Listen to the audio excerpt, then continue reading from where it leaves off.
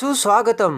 सर्वांना दीपावलीच्या हार्दिक शुभेच्छा. लग्नाची भिडी मालिकेच्या आजच्या भागामध्ये आपण पाहणार आहोत की आता सावी ही विनोला कुंडीमध्ये झाड कसे लावायचे हे शिकवते. मातीचा चिखल करून त्यामध्ये चिखल कसे भरतात हे आता सर्व शिकवल्यानंतर विनू सावीचे आभार मानतो आणि दोघेही एकमेकांना टाळी देतात. त्यानंतर सावी त्या कुंडीवर माझे बाबा लवकर येणार असे खडूने लिहिते. तेव्हा वेणू म्हणतो की सावी इथे पण तू असंच लिहिलं? तर सावी म्हणते हो, मग जोपर्यंत माझे बाबा येत नाही ना तोपर्यंत मी असेच लिहित राहणार. विनू म्हणतो की अगं सावी, मी आश्रमात असताना सुद्धा मला कायम वाटायचे की माझं खरं आई बाबा मला भेटतील. सावी म्हणते की तसंच झालं ना विनू? तर विनू म्हणतो हो.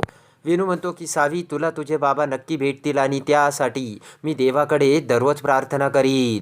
आता काकू, राजेश्री आणि ऋतुजा तिघीही दीपावलीच्या कामाची यादी करत करत बोलत येत असतात. तेवढ्या तिकडे सावी आणि वेणू ती रोपाची कुंडी घेऊन घरामध्ये येऊ लागतात. तर काकूचा त्या कुंडीला धक्का लागून ती कुंडी खाली पडते आणि फुटते. तेव्हा ते बघून काकू ही रागाने सावीकडे बघू लागते. तर काकू ही सावीवर ओरडत म्हणते की काय चाललंय हे सर्व आणि बघता येत नाही का आपण काय करतोय ते? तर सावी म्हणते की विनूची मोठी आजी, यामध्ये चूक फक्त माझी एकटीची नाहीये, आपल्या दोघींची सुद्धा चूक आहे. माझं जसं लक्ष नव्हतं ना तसंच तुमचं सुद्धा लक्ष नव्हतं. तेव्हा काकू म्हणते की आगाऊपणाने उत्तरं देऊ नकोस. काकू म्हणते की जाऊ दे, तुझ्याशी काय बोलते मी, आणि डॉक्टर सिंधू सावंत बाहेर या असे आता काकू सिंधूला हाक मारते. काकूने कडक साडी घातलेली असते. तेवढ्यात सिंधू तिथे येते आणि सिंधूला त्या कुंडीकडे बोट दाखवत म्हणते की बघा तुमच्या लेकीचे प्रताप, आणि माझ्या साडीवरती सुद्धा कसा चिखल उडवला, बघा हे प्रताप. तेव्हा सिंधू ते सर्व बघू लागते. सिंधू म्हणते की यामध्ये आई चूक फक्त माझ्या एकटीची नाहीये. विनूच्या मोठ्या आजीचे जसे लक्ष नव्हते तसेच माझे सुद्धा लक्ष कुंडीच्या पॉटकडे होते, म्हणून आमची टक्कर झाली. तर ते ऐकून ऋतुजा म्हणते की आगाऊ आईची आगाऊ मुलगी. तर गळ्याला हात लावत सावी म्हणते की आई, मी हे मुद्दाम नाही केलं. तर काकू म्हणते की म्हणजे मी खोटं बोलते का? त्यानंतर रागाने काकू ही सावीचे तोंड धरू लागते. तेव्हा विनायक म्हणतो की आजी तू असं करू नकोस. बोट करत काकू म्हणते की विनायक, आत्ताच्या आत्ता तू तुझ्या खोलीमध्ये जा, नाही तर मी या मुलीला लगेच घराच्या बाहेर काढीन.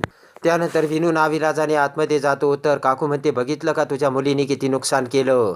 सिंधू म्हणते की पहिली गोष्ट म्हणजे माझी मुलगी कधीच खोटं बोलत नाही आणि मुद्दाम ती दुसऱ्याचं कधीच नुकसान करत नाही. सिंधू म्हणते की जरी तिच्याकडे बघून चूक तिच्या एकटीची आहे असं आपण मानलं, पण तिच्या वयाकडे तर बघा तुम्ही. काकू म्हणते की तू तर चुकून डॉक्टर झालीस, वकील व्हायला हवं होतं सिंधू तू. तेव्हा सिंधू म्हणते की मला वाटतंय की उगाचच हा विषय आता आपण वाढवायला नको.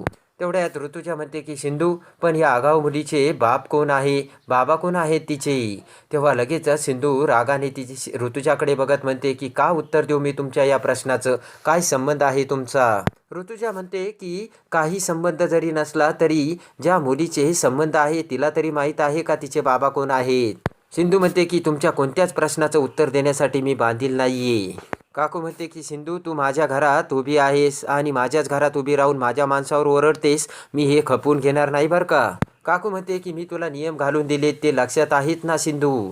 तेव्हा सिंधू म्हणते की सगळे नियम माझ्या व्यवस्थित लक्षात आहे काकू. सिंधू म्हणते की मला जर मधुताईंनी विनूच्या ट्रीटमेंटसाठी फोर्स केला नसता तर मी इथे कधीच राहिले नसते. सिंधू म्हणते की पुन्हा जर तुम्ही माझ्या मुलीसोबत असं वागलात तर त्याचे परिणाम वाईट होतील. काकू म्हणते की तू माझ्या नातवावर फुकट उपचार करत नाहीये, त्यासाठी तुला राघवने कोरा चेक दिला होता आणि तो पण आगाऊ दिला होता. ब्लँक चेक दिला होता तुला, पण तो सिंधू तू फाडून टाकलास. तेव्हा आपण कसा माझ्या लेकी तुमच्या पैशाची किंमत 0 असल्याचे राघवला सांगून तो चेक फाडला हे आता सिंधूला आठवते. तेव्हा सिंधू, मी तुमच्या नातवाची ट्रीटमेंट करायला पैसे घेत नाही हे मला ऐकू नकोस, आणि मी इथे राहण्याचे भाडं देते हे देखील तुझ्या तोंडून मला ऐकायचं नाही सिंधू. आणि ते भाडं तुला मीच मागितलंय, आणि तुला जर घराचं भाडं भरायचं नसेल ना सिंधू, दरवाजा उघडा आहे. तेव्हा ताबडतोब बाहेर निघून जायचं आणि पुन्हा माझ्याशी आणि माझ्या कुटुंबाशी असं बोलायचं नाही असे आता काकू सिंधूला बोलते. तेव्हा सिंधू ही सावीला घेऊन तेथून निघून जाते. तर ऋतुजा म्हणते की वा काकू वा, माज करणाऱ्या सिंधूचा माज फक्त तुम्हीच उतरवू शकता. त्यानंतर रागाने सिंधू 30,000चं पॉकेट घेऊन येते आणि ते काकूसमोर धरत म्हणते की पूर्ण 30,000 रुपये आहे तुमच्या या 7 स्टार घराचं हे भाडं, आणि तेही आगाऊपणे मी दिले. सिंधू म्हणते की तुमच्या नातवाला मी शब्द दिलाय म्हणून त्यासाठी हा अपमान सहन करते, नाहीतर तुमचा हा अपमान सहन करण्याची आणि तुमच्या बरोबर संबंध ठेवण्याची सुद्धा मी गरज दाखवली नसती. त्यामुळे इथून पुढे माझ्या मुलीला किंवा मला बोलण्या अगोदर विचार करायचा काकू, असे आता सिंधू काकूला ठणकावून सांगते. इकडे आता सिंधू ही सावीला घेऊन बेडरूममध्ये येते आणि सावीचा हात धरत म्हणते की सावी, मी तुला किती वेळा सांगितलंय मस्ती करत जाऊ नकोस, आपण लोकांच्या घरी राहतोय. त्यानंतर सावी ही कान पकडून सिंधूची माफी मागते. तर सिंधूच्या डोळ्यात पाणी येते आणि सिंधू विचार करते की सावी, ती फक्त विनूची आजी नाही तर तुझी सुद्धा आजी आहे, हे मी तुला आता कसं सांगू. सावीकडे बघत सिंधू विचार करते की हे घर, ही माणसे सर्व तुझे आहेत सावी, आणि हे बाबा देखील तुझे आहेत, मी तुला कसं सांगू. तेवढ्यात मंगेश हा सिंधूच्या मोबाईलवर कॉल करतो. तर लगेच सावी म्हणते की मंगूचा फोन, आणि फोन उचलते.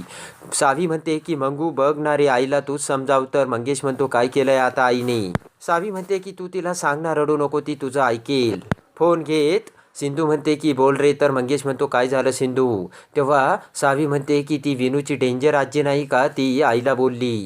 सावी म्हणते की आम्ही आल्यापासून ती सारखी आईवर चिडत असते. त्यानंतर मंगेश हा सावीला खेळण्यासाठी जायला सांगतो. सावी गेल्यानंतर मंगेश म्हणतो की तुम्ही रत्नपारख्यांच्या घरी का राहता. तेव्हा सिंधू म्हणते की विनूसाठी. तर मंगेश म्हणतो त्यासाठी तिथे राहण्याची काय गरज आहे. मंगेश म्हणतो की सिंधू, तुला राहण्याचा जर काही प्रॉब्लेम असेल तर मला सांग. तर सिंधू म्हणते की मी तुला माहीत आहे ना, विनूला बरं करण्याचं प्रॉमिस केलंय. मंगेश म्हणतो ते ठीक आहे, पण त्यासाठी तुला तिथे राहण्याची काहीच गरज नाहीये. मंगेश म्हणतो तू जर तिथे राहत असेल तर मग काही गोष्टींकडे दुर्लक्ष करायला काही हरकत नाही सिंधू. तर मंगेश म्हणतो की अगं, माझी एक आवडती वस्तू हरवली, बहुतेक ती पुण्यातच हरवली आणि आता ती सापडली. तर सिंधू ही हसू लागते. तेव्हा मंगेश म्हणतो की असंच हसत राहा सिंधू. मंगेश म्हणतो की सिंधू, तुझी जर बॅटरी कधी जरी डाऊन होत असली ना, या पॉवर बँकला फोन कर. तेव्हा सिंधू अजूनच खुश होऊन हसू लागते. तर सिंधू म्हणते की विनू आता बेल्टशिवाय चालायचं शिकतोय. समर कॅम्पमध्ये आलेला विनू आणि आत्ताच्या विनूमध्ये खूप फरक आहे. तेव्हा मंगेश म्हणतो की रिअली सिंधू. तर सिंधू म्हणते हो. सिंधू म्हणते की आत्ता तो ट्रीटमेंटला रिस्पॉन्स करतो ना, तसं त्याने पुढेही करायला हवं. तर मंगेश म्हणतो नक्की करेल सिंधू. इकडे आता राघव आणि मधू बाहेरून येतात. तेवढ्यात राजेश्री पुढे येत म्हणते की आलात का आणि खूप वेळ लागलात. तेव्हा मधू म्हणते की विनूची औषधं शोधायला खूप वेळ लागला. राजेश्री म्हणते की औषधं तर कालच आणले होते ना. राघव म्हणतो की आज परत काही नवीन औषधं लिहून दिली होती, तेव्हा ते घ्यायला वेळ लागला. त्यानंतर राजेश्री म्हणते की बरं चल राणी, माझं तुझ्याकडे एक काम आहे. तेव्हा राणी राघवला म्हणते की हे औषधं तू सिंधूला देशील का. तर राघव म्हणतो ठीक आहे, आणि राणी राजेश्रीकडे निघून जाते.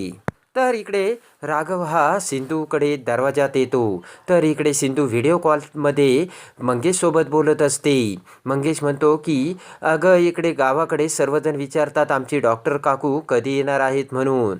तर आता राघवला खूप जेलस फील होऊ लागते. मंगेश म्हणतो की त्यांना उत्तरं देऊ देऊ कंटाळलोय, आणि मी त्यांना सांगितलं की झाशीच्या राणी गेल्यात पुन्हा मोहीम फत्ते करायला. तर सिंधू ही हसू लागते आणि राघव ते सर्व ऐकत असतो. तर सिंधू हसू लागते. तेव्हा मंगेश म्हणतो की अशीच हसत राहा आणि झाला ना तुझा मूड ठीक. तर सिंधू हसू लागते. राघवला खूप जेलस फील होते. रागाने राघव दरवाजात पिशवी ठेवून तेथून निघून जातो. तर सिंधूचे लक्ष राघवकडे जाऊन सिंधू म्हणते की मंगेश, मी तुला नंतर कॉल करते. तर मंगेश म्हणतो ठीक आहे सिंधू, बाय. इकडे रागाने राघव हा पुन्हा बेडरूममध्ये येतो. तेव्हा राघवकडे बघून मधू म्हणते की काय झालं राघव, तू मला सांगू शकतो. तर राघव म्हणतो काही नाही. तेवढ्यात राजेश्रीने आपल्याकडून तू राणीला कधीही दुःख देणार नाही हे प्रॉमिस केल्याचे आता राघवच्या डोळ्यासमोर येते. राजेश्री म्हटलेली असते की राघव, तू राणीला नेहमी सुखात ठेवशील असे वचन दे. तेव्हा राजेश्रीच्या हातावर हात ठेवून राघवने राजेश्रीला ते वचन दिलेले असते. त्यानंतर राघव हा राणीचा हात आपल्या हातात घेतो आणि तिला आरशासमोर बसवतो. त्यानंतर राघव हा प्रेमाने राणीसाठी घेतलेला राणीहार हा आपल्या हातात घेऊन प्रेमाने तो राणीच्या गळ्यात घालू लागतो. तर राणी खूप खुश झालेली असते. त्यानंतर राघव तो हार राणीच्या गळ्यात घालून म्हणतो की हा हार तुझ्या गळ्यात खूप सुंदर दिसतोय मधू. तेव्हा हसतच मधू म्हणते की थँक्यू राघव. तर पाठीमागून सिंधू दरवाज्यात येऊन त्यांना बघते. मधू म्हणते की हा हार माझ्यासाठी खूप लकी आहे राघव. तर आरशात बघून राणी विचार करते की या क्षणाची मी किती वर्षापासून वाट बघितली राघव. या क्षणाची मी खूप वर्षापासून वाट बघत होते आणि मी खूप खुश आहे राघव, असा आता विचार राणी ही राघवकडे बघून करते. तर सिंधूला मोठा धक्का बसून सिंधू ही बाहेर येते. सिंधूच्या डोळ्यात पाणी आलेले असते आणि सिंधू विचार करते की सिंधू, तू जर अशी हार मानली तर सावीला कसे आधार देशील तू? सावीने जर तिच्या बाबांबद्दल विचारले तर तू तिला काय सांगणार आहेस सिंधू, असा आता सिंधूच्या डोक्यात विचार येतो. सिंधू विचार करते की लवकरात लवकर वेणूची ट्रीटमेंट पूर्ण करायला हवी आणि आपल्याला इथून जायला हवं. त्यानंतर आता आपण जी अंगठी विकली तीच मधूने विकत घेतल्याचे सिंधूला समजून सिंधू मधूकडे येत म्हणते की मी जी अंगठी विकली होती तीच अंगठी तुम्ही विकत घेतली मधुताई. तेव्हा मधू म्हणते की अगं तू तर विकली होतीस ना. पण मधू म्हणते की ती अंगठी तुला परत हवी आहे का? फाईन सिंधू, मी तुला ती अंगठी परत देते. राघव म्हणतो की बस, ती अंगठी कुणालाही द्यायची गरज नाहीये मधू. इथून पुढे त्या अंगठीवर फक्त तुझा आणि तुझाच हक्क असणार आहे मधू. ते ऐकून आता सिंधूला मोठा धक्का बसलेला असतो आणि राघवने मधूला सिंधूला त्याने गिफ्ट दिलेली ती अंगठी द्यायला नकार दिलेला असतो. तर आता राघवचे ते बोलणे ऐकताच मधूसुद्धा खूप खुश झालेली असते. तर आता सिंधू ही वेणूची ट्रीटमेंट करून खरे सत्य राघवला कसे समजते आणि ती अंगठी सिंधूला देऊन राघव आणि सिंधू पुन्हा कसे एकत्र येतात हे बघण्यासाठी आणि लग्नाची बेडी मालिकेच्या डेली अपडेटसाठी आपल्या चॅनलला लाईक करा, सबस्क्राईब करा.